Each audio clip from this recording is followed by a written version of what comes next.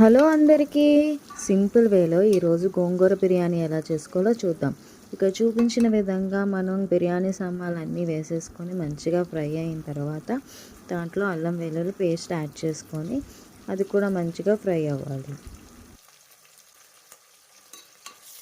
ఇవన్నీ కూడా మంచిగా ఫ్రై అయిన తర్వాత ముందుగా కడిగి పెట్టుకున్న గోంగూర కూడా యాడ్ చేసుకొని గోంగూర మంచిగా దగ్గరికి ఉడకాలన్నమాట. గోంగూర యాడ్ చేసిన తర్వాత సాల్ట్ అయితే వేయకూడదు, ఉప్పు కారం గట్రా.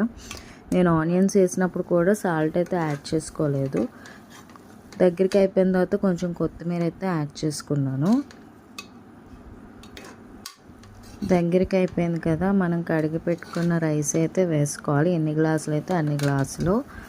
అండ్ గోంగూర ఎంత ఎక్కువ వేస్తే అంత ఫ్లేవర్ బాగుంటుంది అన్నమాట. నేనైతే 3 గ్లాసులు రైస్ వేసుకున్నాను, దాంట్లో ఎక్కువే వేసుకున్నాను గోంగూర. ఆల్మోస్ట్ ఒక 20-25 కట్టల వరకు వేసాను అనమాట గోంగూర ఎంత వేసినా సరే చాలా తక్కువ వస్తుంది, ఎండింగ్లో మాత్రం. మంచిగా కలుపుకొని దీంట్లో నేనైతే కారం యాడ్ చేయలేదు, ఎందుకంటే పచ్చిమిర్చి వేసాను కాబట్టి నాకు కారం అవసరం లేదు. మీకు కావాల్సి ఉడికించేటప్పుడు ఓన్లీ కారం యాడ్ చేసుకోండి. ఇప్పుడైతే వాటర్ యాడ్ చేస్తున్నాను. తర్వాత నేను సాల్ట్ అయితే వేసుకున్నాను సరిపడేంత.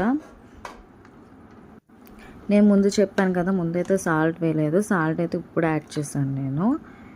ఇంకా కుక్కర్ పెట్టేసుకున్న తర్వాత మన బిర్యానీ అయితే రెడీ అయిపోయింది. మీరు ట్రై చేస్తే కనుక నాకు కామెంట్ చేయండి. Bye bye, please subscribe.